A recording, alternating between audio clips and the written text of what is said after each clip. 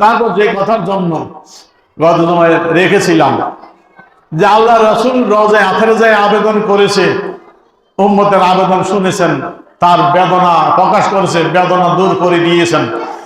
ক্ষুধার কারণে বলছি আর মেহমান রাসূল খাবারের ব্যবস্থা করে দিয়েছে, ঠিক কেন ধরে বলেন? রাসূল রওজা শরীফে গিয়া বলছে, এই জন্য পারে বলতে পারে রওজা শরীফের কাছে রাসূল করছে। দেখেন আল্লাহ রাসূল রওজা শরীফে না, পৃথিবীর যে কোনো জায়গা থেকে যদি উম্মত নবীকে স্মরণ করে নিজের বেদনা প্রকাশ করে রাসূল শুনতে পায় এবং আল্লাহ প্রদত্ত ক্ষমতা বলে সেই বেদনা দূর করে দিতে পারে, ঠিক কিনা জোরে বলে? এমন একটি ঘটনা আমি আজ তুলে ধরবো, যেটি বিশ্ববিখ্যাত ঘটনা। কাসিদায়ে বুরদা, যেটি মাদ্রাসায় পাঠ্য, মাদ্রাসায় এই কবিতা না পড়ানো হয়। আমি ছাত্র জীবনে কবিতাখানা পড়েছি। এই কাসিদায়ে বুরদা আমার উস্তাদ পড়িয়েছে। আমি যখন কাজিয়া তৈবিয়ে ভর্তি হলাম 1990 সনে, তখন ছিলেন ফজলুল করিম সিলেটি, হুজুর মাদ্রাজিরুল আলী জলি সাহেব। তখন ওই সময় মাঝখানে কয়েক বছর তিনি ফাউন্ডেশনে ছিলেন, তো ফাউন্ডেশন চাকরিতে ছিলেন, মাদ্রাসায় ছিলেন না। ওই সময় মাদ্রাসা পরিচালনায় ছিলেন ফজলুল করিম সিলেটি মাদ্রাজিরুল আলী, তিনি ছিলেন সাইয়্যেদ আওলাদে রাসূল, বলেন না সুবহানাল্লাহ। তিনি এই কবিতাটা আমাদেরকে যখন পড়াইতেন, তখন মাওলাই সাল্লি ও সাল্লিম দাইমাই নাপখানি দিয়ে এক একটা পংক্তি পড়াতেন, আর চোখটি টপ টপ করে পানি পড়ত।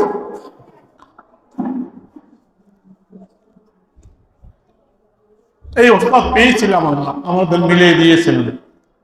খুব রাগী ছিলেন, আমাকে খুব স্নেহ করতেন, খুব মহব্বত করতেন।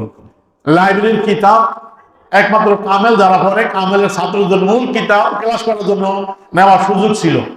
আমি গুনাহগারের জন্য এই ফজলুল করিম সিলেটি হুজুর মাদ্রাজিরুল আলী লাইব্রেরিয়ানকে বলে দিয়েছিলেন যে আলী আকবর যে কিতাব নিতে চায় তার জন্য উন্মুক্ত, যে কিতাব চায় সেই কিতাব আলী আকবরকে দিয়ে দিবে, বলেন না সুবহানাল্লাহ।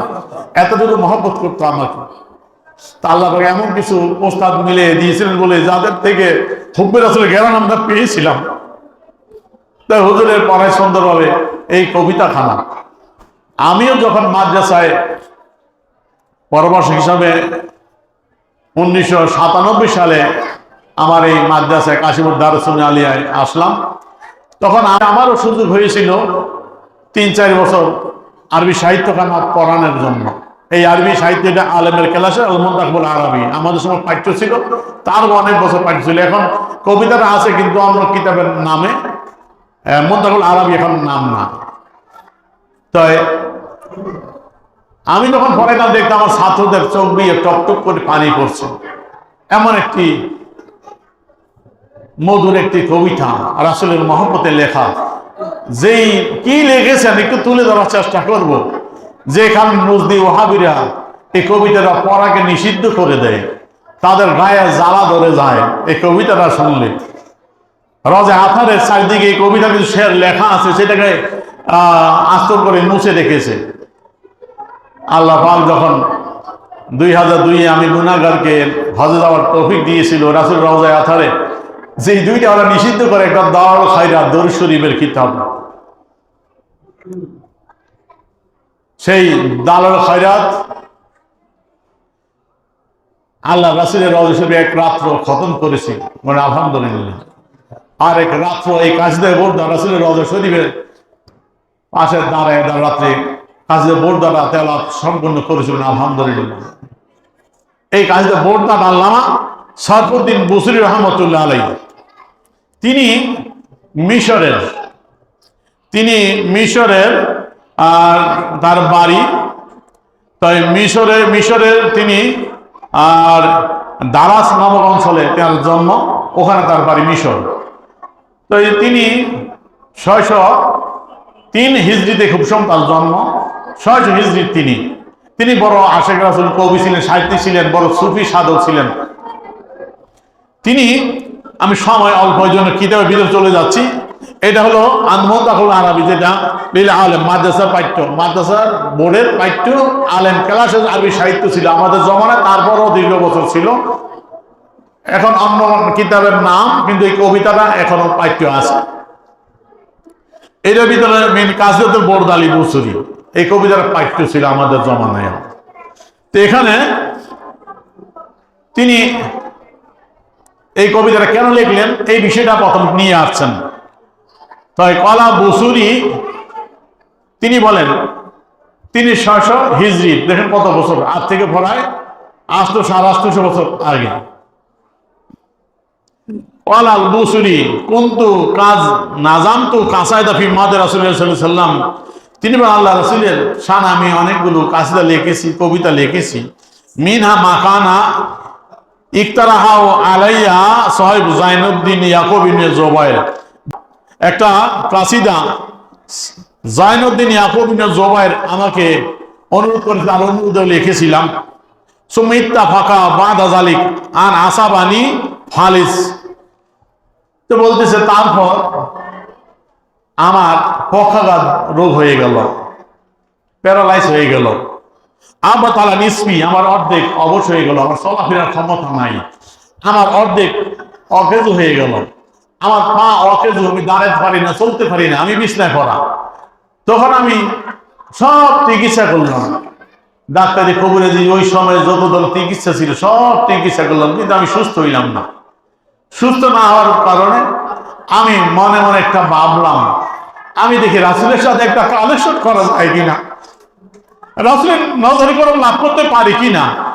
এই জন্য তিনি বলতেছেন ফাকারতু ফি আমালি কাসিদাতি হাজিল বুরদা, এই কাসিদা বুরদা, এই কবিতাটা রচনা করার জন্য আমি চিন্তা ভাবনা করলাম, আমি একটা কবিতা লিখি রাসূলের শানে, দেখি রাসূল কবিতার বদলে আমার দিকে রহমতের নজর দেয় কিনা। ফামিল তু হা, এবং আমি এটা লিখলাম কবিতাটা। ওয়াস্তাশফাতু বিহি ইলাল্লাহি তাআলা ফি আইয়াফিনি, এবং আমি এই কবিতার মাধ্যমে আল্লাহর কাছে শাফাত তলব করছি। রাসূলের মাধ্যমে এই কবিতাটা পড়ে পড়ে আল্লাহর নিকট চাচ্ছি যেন আল্লাহ আমাকে সেবা দেয়, সুস্থ করে দেয়। এইটা ঔষধ হিসাবে বলেন না সুবহানাল্লাহ। আমরা রোগ হলে খাই ঔষধ, আল্লাহ বসির ঔষধ ফেল, কাজ হয় না। দেখি নবীর শানে কবিতা লেখে, নবীর মন জয় করতে পারি কিনা, যদি আসলে মন জয় করতে পারি আমি সুস্থ হব, বিশ্বাস বলেন না সুবহানাল্লাহ। তিনি লিখলেন, এখন তিনি বলতেছেন অকাররাতু ইনশাদাহা, আমি বারবার কবিতাটা পাঠ করতাম, সব সময় কবিতাটা লিখলাম আর কবিতাটা পাঠ করি, আমি আবৃত্তি করি। অবাকাইতু, আর আমি কাঁদতে থাকি, কাঁদতাম, কবিতা পড়তাম আর কাঁদতাম, আমার চোখ বেয়ে পানি পড়তো।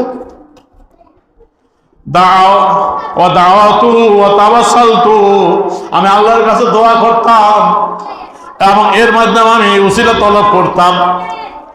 ঘটনাক্রমে নিমতো এক রাত্রে আমি এই কবিতা পড়তে পড়তে ঘুমায় গেলাম, নিমতো আমি ঘুমায় গেলাম। ফারাইতুন নাবিয়্যা সাল্লাল্লাহু আলাইহি সাল্লাম, আমি আল্লাহর নবীকে সামনে দেখতে পাইলাম। বিয়াদিল মুবারাকা, আল্লাহ রাসূল আমার ঘরের মধ্যে হাজির, বলেন না সুবহানাল্লাহ। আল্লাহ রাসূল নিজের হাত মোবারক দিয়ে আমার চেহারার মধ্যে মাসে করে দিচ্ছে, বলেন না সুবহানাল্লাহ। ওয়ালকা আলাইয়া বুরদা, আর আমার উপর একটা চাদর মোবারক নিক্ষেপ করে দিল, একটা চাদর মোবারক আমাকে দিল, বলেন না সুবহানাল্লাহ। ফান্তাবাতু, আমি জাগ্রত হয়ে গেলাম। ওয়াজাতু ফিয়া নাহাদাতান, আমি সুস্থ বোধ করতেছি, আমার ঘুম ভেঙে গেল। স্বপ্নে কোন আল্লাহ রাসূলের সাথে সাক্ষাৎ হইল, আল্লাহ রাসূল আমার চেহারা মোবারক মালিশ করে দিলেন, হাত মোবারক দিয়ে একটা চাদর মোবারক উপহার দিলেন আমাকে। আমার ঘুম ভেঙে গেল, ঘুম ভাঙার পর আমি দেখি সুস্থ, যে বছরই আমি বিছনায় পড়া ছিলাম, দাঁড়াতে পারতাম না, আমি দেখি আমার শরীর সুস্থ হয়ে গেছে, বলেন না সুবহানাল্লাহ।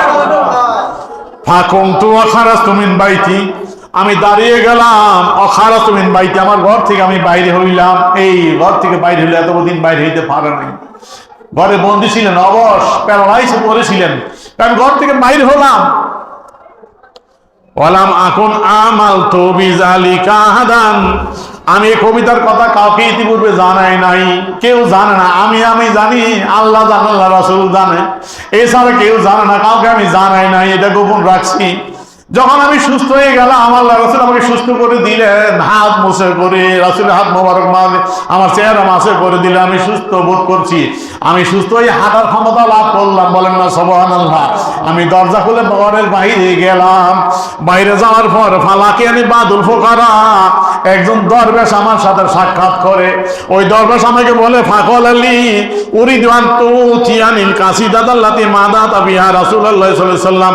ও বুসুরি, আমি চাই তুমি আমাকে ওই কাসিদাটা দাও, যেই কাসিদা তুমি নবীর শানে লিখেছো, বলেন না সুবহানাল্লাহ। ফাকুতু আইয়ুহা, আমি বললাম ও দরবেশ, আমি কোন কবিতাটা দিব? আমি তো রাসূলের শানে অনেক কবিতা লিখেছি। তখন দরবেশ সাহেব কি বলে শোনেন। দরবেশ সাহেব বলতেছে,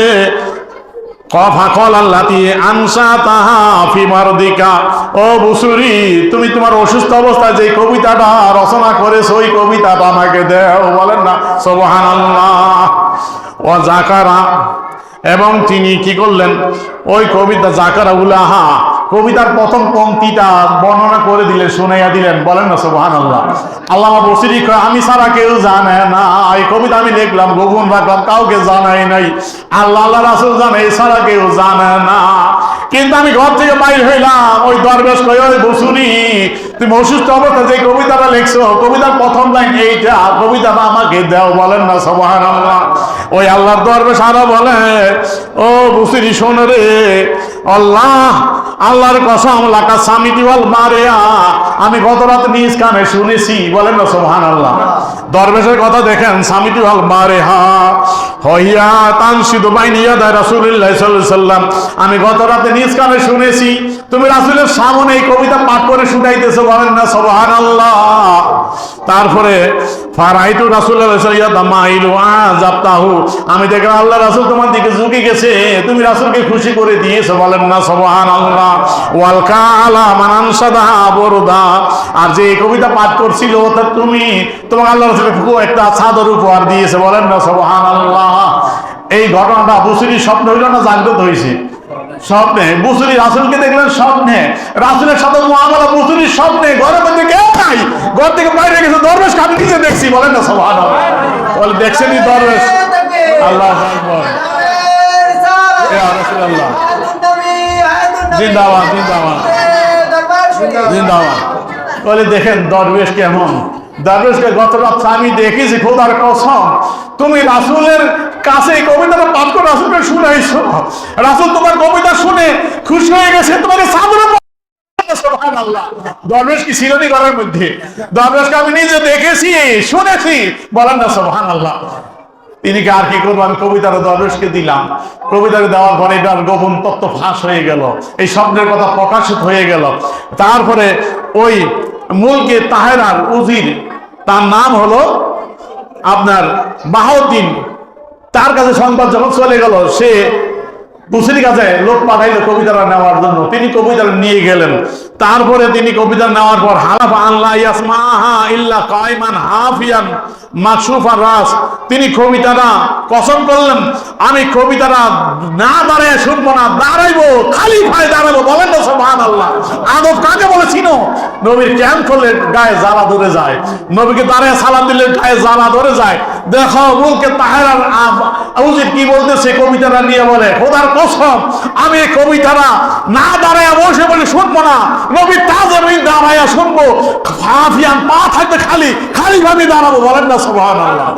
মাকসুফার রাস, আমার মাথাও খালি থাকবে, আমি অসহায় ব্যক্তির মতো খালি পায়ে দাঁড়ায়া, খালি মাথায় দাঁড়ায়া আমি নবীর এই কবিতাটা শুনবো রে। তিনি কবিতাটা শুনতেন। ওখানে ইহিব্বু সামাহা ওয়া আলু বাইতিহি, তিনি এবং তার ঘরের পরিবার সবাই খুব মহব্বত করতেন কবিতাটা শুনতে, কবিতাটা শুনতেন। ওই সময় তার নায়েব, তার নাম হলো আপনার আব্দুল্লাহ সাদউদ্দিন ফারুকি, সাদউদ্দিন ফারুকি তার নায়েব। সে অন্ধ রোগে হয়ে যায়, তার চোখটা অন্ধ হয়ে যায়। তো তারপর সে স্বপ্ন দেখে রাহাফিল মানাম কায়লানি ইয়াকুল্লাহু, তাকে বলতেছে একজনে, ইজাবিলা সাহেব, তুমি উজিরের কাছে যাও, অখুজুল পর্দা, এই চাদরটা নেও, চাদরের কথা বলছে, চাদরটা নেও, ইজালহা আল আইনাইকা, এবং তোমার চোখের উপরে রাখো। ফাতাফা বিসমিল্লাহ আযজা ওয়াজাল, আল্লাহর রহমতে, আল্লাহর ইচ্ছায় তোমার চোখ ভালো হয়ে যাবে, বলেন না সুবহানাল্লাহ।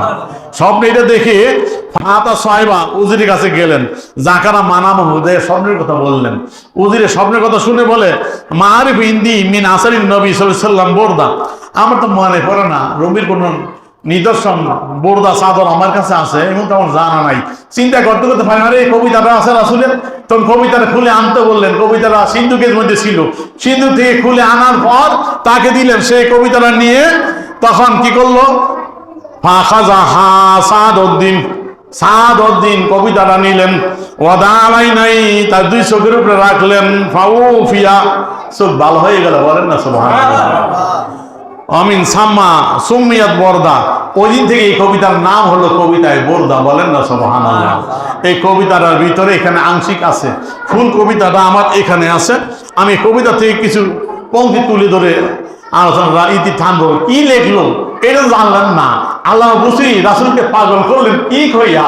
এ দেখেন আল্লাহ বুসরি রহমতুল্লাহ আলাইহি, এটা কাজদায় বরদা, এখানে সম্পূর্ণ কবিতাটা আছে। আর ওখানে পাইত্য, ওখানে মদের রাসূল একটু অংশ বিশেষ, কবিতা অনেক বড় কবিতাটা। তো এই কবিতাটা আমি শুরু থেকে না, আমি ফসলে সালেস ফিন মদের রাসূল সাল্লাল্লাহু আলাইহি ওয়াসাল্লাম সেখান থেকে একটু পরে শোনাচ্ছি।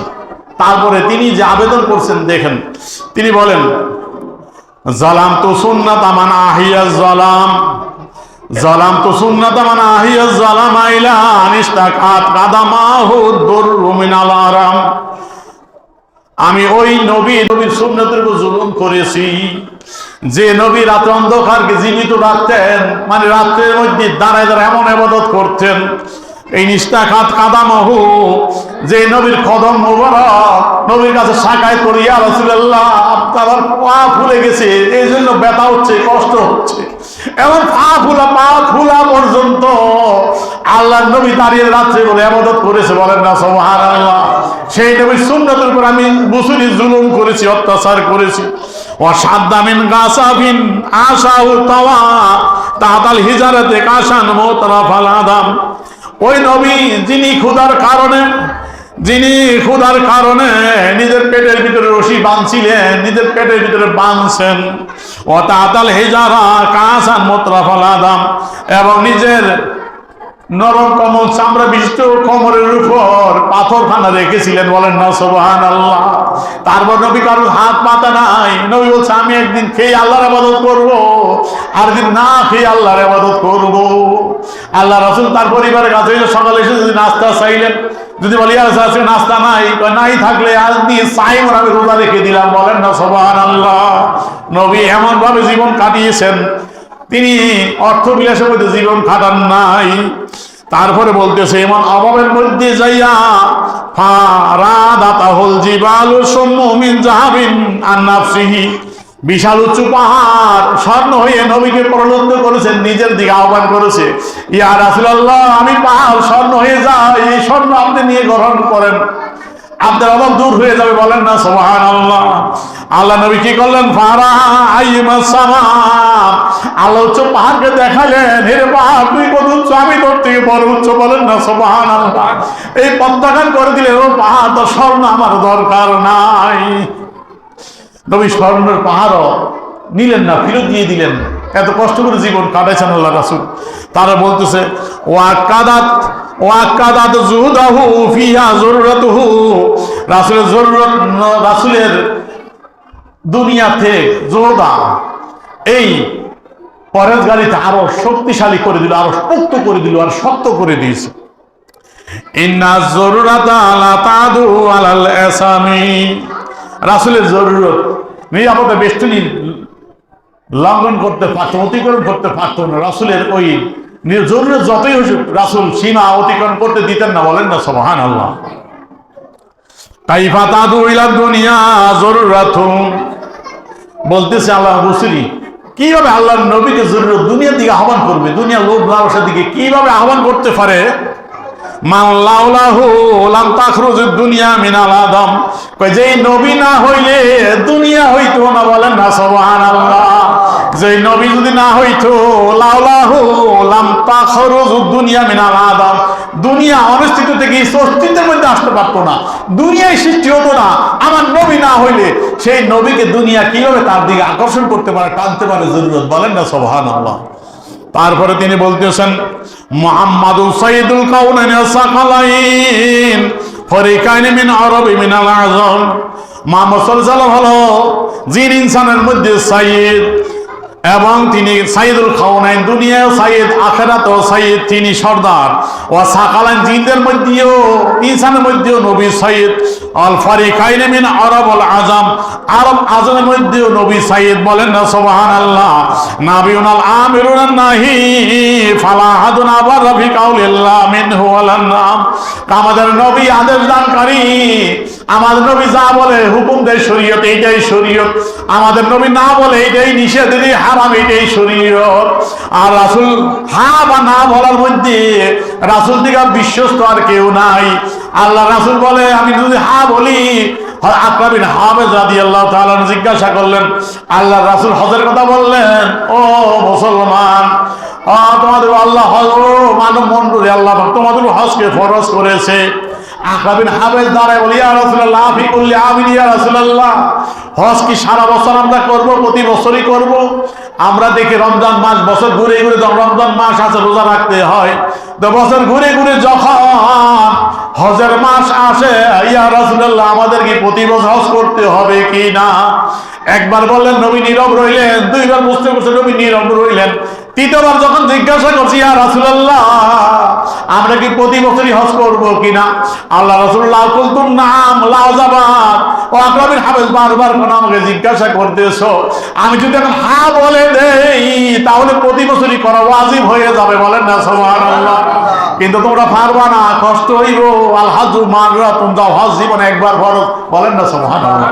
তো নবী হা বললে হা, না বললে না, এমন ক্ষমতাধর নবী, বলেন না সুবহানাল্লাহ। তারপরে বলতেছেন হুয়াল হাবিবুল্লাযী তুরজা শাফাতুহু লিকুল্লি হাওলি মিনাল আহওয়ালি মুকতাহিমি। বুসরির কথা তো এই দিকে, এখন বুসরি বলে হুয়াল হাবিবুল্লাযী তুরজা শাফাতুহু, তিনি আল্লাহর এমন হাবিব, এমন বন্ধু যার কাছে শাফাতের আশা করা যায়। লিকুল হাওলি মিনাল আহওয়ালি মুকতাহিমি, সমস্ত বিপদ আপদের সময়, যত আগত বিপদ আপদ আসুক না কেন, সমস্ত বিপদ আপদের সময় সেই রাসূলের কাছে শাফাত চাওয়া যায়, বলেন না সুবহানাল্লাহ। তারপরে বলতেছেন ফাকান নাবিয়িনা ফি খালকিন না ফি খুলুকি লাম ইউদানু ফি ইলমি ওয়ালা কারাম। নবীদের মধ্যে ইয়া রাসূল আপনি শ্রেষ্ঠ, সৃষ্টির দিক দিয়া এবং চরিত্র গুণের দিক দিয়ে আপনি শ্রেষ্ঠ, বলেন না সুবহানাল্লাহ। কোন নবী ইলমের দিক দিয়া, সম্মানের দিক দিয়ে আপনি নিকটবর্তী হতে পারে নাই।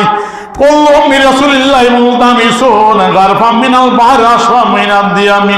ইয়া রাসূলুল্লাহ আপনি যেন ক্ষমতার সমুদ্র, কুল্লুহুম বিরাসূলিল্লাহি মুলতামিসুন, সমস্ত নবীগণ যেন আপনার কাছে হাত পেতে আছে, আপনার কাছে আবেদন করতেছে, আপনার কাছে চাইতেছে, ইলতিমাস করতেছে। ইয়া রাসূলুল্লাহ গারফাম মিনাল বাহর, আপনি হলেন ক্ষমতার সমুদ্র, এই ক্ষমতার সমুদ্র থেকে নবীগণ নিচে কঞ্জলি পানি অথবা রাসপান মিনাদ দিয়ামি, আপনি মুষলধারের বৃষ্টি, বৃষ্টি থেকে এক ফোঁটা পরিমাণ অন্য নবীগণ নিয়েছে, বলেন না সুবহানাল্লাহ। এই হলো নবীদের অবস্থা। তিনি আরো বলতেছেন ইয়া রাসূলুল্লাহ ওয়াকিফুনা লাদা ইনদা হাদ্দিহিম মিন নুকতাতিল ইলমি আও মিন সাকালাতিল হিকাম। ইয়া রাসূলুল্লাহ নবীগণ তাদের একবারে তাদের হদ্দে, তাদের পরিপূর্ণ হদ, তাদের রুতবা শান পরিপূর্ণ নিয়ে আপনার নিকট অবস্থান করতেছে। কেমন? কয় মিন নুকতাতিল ইলমি, আপনি যেন ইলমের কিতাব, ওই কিতাবে একটা নুকতা, একটা ফুটা যেন নবীগণ লাভ করেছে, বলেন না সুবহানাল্লাহ। আমার নবী হলো ইলমের কিতাব, কিতাবের একটা ফুটা, একটা নকতা হলো নবীগণ, বলেন না সুবহানাল্লাহ। আও মিন সাকালাতিল হিকাম, আপনি হিকমতের কিতাব, তার থেকে একটা জের বা জবর পরিমাণ তারা পেয়েছে, বলেন না সুবহানাল্লাহ। তারা অন্য নবীগণ বলতেছি ইয়া রাসূলুল্লাহ। তারপর তিনি আরো বলতেছেন, আমি সমর্থন শর্ট করতেছি, তিনি বলতেছেন ফাইন্নাহু শামসু ফাদলিম ফাইন্নাহু শামসু ফাদলিন হুম খাওয়াকিবুহা, ইয়া রাসূল আপনি হলেন সূর্য আর সমস্ত নবীগণ হলো তারকা, তারকার আলো পায় কার থেকে? সূর্য থেকে। ইয়া রাসূল আপনার আলোতে নবীগণ আলোকিত, বলেন না সুবহানাল্লাহ। ইউজহিরনা নূরা আলিন নাস বিযুলামি, সেই নবীর আপনার আলো আলোকিত হয়ে অন্ধকার মানুষদেরকে আলো দেয়, বলেন না সুবহানাল্লাহ। তাহলে আল্লাহ বুঝির অর্থ কি বুঝেননি? আল্লাহ বুঝি কি বলতে চায়? ইয়া রাসূলুল্লাহ আপনি ক্ষমতার আধার, ক্ষমতার সমুদ্র, আপনার ক্ষমতা থেকে সামান্য ক্ষমতা পাই অন্য নবীগণ। এই নবীরা পাইয়া যদি হযরত ঈসা আলাইহিস সালাম, কোরআন বলতেছে সূরা আলে ইমরানের 49 আয়াতের মধ্যে ঈসা আলাইহিস সালাম বলে আল্লাহ এমন ক্ষমতা দিয়েছে উবরিউল আকমা ওয়াল আবরাসা, আমি যদি কোনো জন্মান্ত রোগীর গায়ে হাত বুলাই তার জন্মান্ত ভালো হয়ে যায়, আমি যদি কোনো কুষ্ঠরোগীর গায়ে হাত বুলাইয়া দেই কুষ্ঠরোগী ভালো হয়ে যায়। আলেমা বুসরি বলতেছি ইয়া রাসূলুল্লাহ আমি বুসরি প্যারালাইসিস সেই বিছানায় পড়ে আছি, আপনি এত ক্ষমতার সমুদ্র হয়ে আছেন, আপনার থেকে সামান্য ক্ষমতা পেয়ে ঈসা আলাইহিস সালাম যদি তার উম্মতকে ভালো করতে পারে, জন্মান্ত যদি ভালো হয়ে যায়, তার হাতের ছোঁয়াতে কুষ্ঠরোগ যদি ভালো হয়ে যায়, ইয়া রাসূলুল্লাহ আমি বুসরিকে আপনার নিয়ামত পাইতে পারি কি পারি না?